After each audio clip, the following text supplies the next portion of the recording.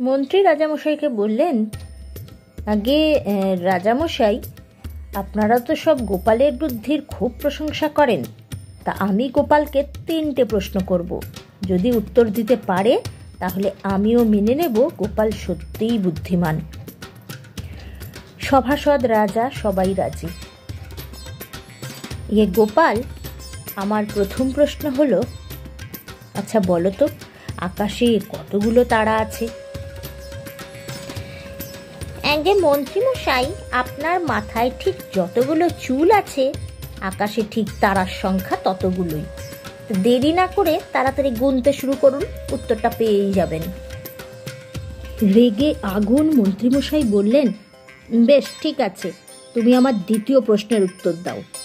আচ্ছা বলো দেখি, এই দুনিয়ার ঠিক মাঝখান জায়গাটা কোনখানটা?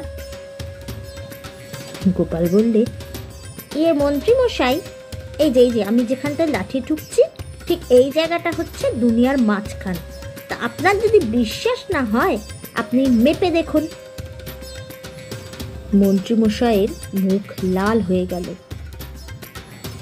বেশ ঠিক আছে গোপাল, তোমার শেষ প্রশ্ন হলো, আচ্ছা আচ্ছা তুমি বলো দেখি, আমার মাথায় এখন কতখানি চিন্তা চলছে? আগে মন্ত্রীমশাই, আপনার মাথা থেকে ঠিক যতগুলো চুল উঠে গেছে, ঠিক তত চিন্তা আপনার বেড়েছে।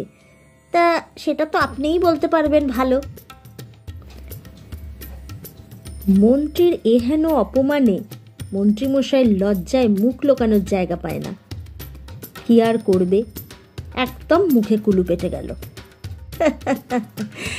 কি মন্ত্রী, গোপালের বুদ্ধি নিয়ে তুমি আর কোনো রকম পরীক্ষা নিতে যেও না। প্রতিবারই তুমি গোপালের কাছে পরাজিতই হবে।